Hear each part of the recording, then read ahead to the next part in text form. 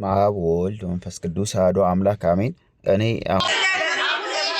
እዚህ ቪዲዮ ላይ የመጣሁት በጣም የገረመኝ ነገር ስላለ እንድታውልኝ ብዬ ነው። ጉዳዩን አላውቀውም። ስለ ጉዳዩ ምንም አይነት ኤቪደንስ የለኝም። ጌታ በሚያውቀው አዎ፣ ስለ ጉዳዩ ሳታቅ ምንም አይነት ሐሳብ አትስጥ ሊሆን ይችላል። እኔ ግን ሐሳብ እየሰጠው ያለሁት ከምን አንጻር እንደሆነ እነግራቸዋለሁ።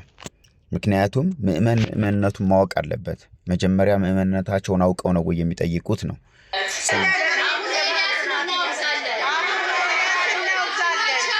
ስሟቸው እነዚህ ሴት እህቶቻችን ተሰብስበው እኔ ምን አይነት አእምሮ እንዳላቸው እግዚአብሔር አምላክ ይወቅ፣ አቡነ ኤልያስን እናወግዛለን እያሉ ነው ያሉት። እንዲህ ጳጳስን የማውገዝ ስልጣን አላችሁ እንዴ? ጳጳሱ እኮ እናንተን የማውገዝ እሱ ካወገዛችሁ እንደማትፈቱ የማታውቁ ምንድን ነው እየሰራችሁ ያላችሁት? ከዛ ይቀጥላል ችግራቸው እያለን እንስማማለን። እንዴት በአንድ ጊዜ መጥተው ይግቡ ብለው ይሉናል? አባ ግድ የሎትም። እንደገና ደግሞ ቤተ ክርስቲያን ትስፋ፣ ክርስቲያን ይስፋ። አባታችን እነሱም በዛ ባሉበት ሆነው እያንዳንዳችን የሁለት የሶስት ወር ደሞዛችንን ሰጥተን ሌላ ቤተ ክርስቲያን እንስራ፣ ክርስቲያን ይስፋ፣ እናግዛቸው፣ ይቋቋሙ እነሱ ብያላልኮትም አባ ብዮታለሁ። አባታችን ይኸው እንደዛ አርገው ጥለውን ሄዱ።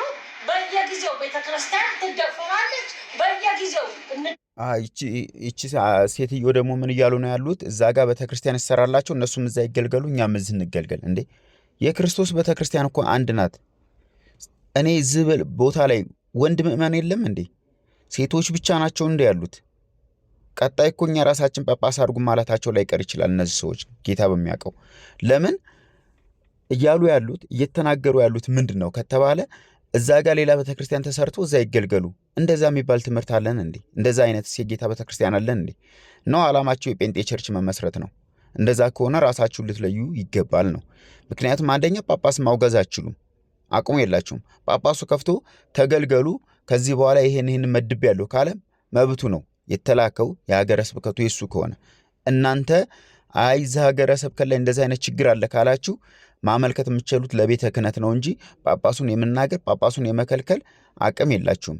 እንዴ ጳጳስን አላስገባም ብላችሁ እኮ በር የዘጋችሁ ናችሁ። እንዴ ምንድን ነው እያደረጋችሁ ያላችሁት? በጌታ ስም እኔ በጣም ይጨንቃል። ጌታ በሚያውቀው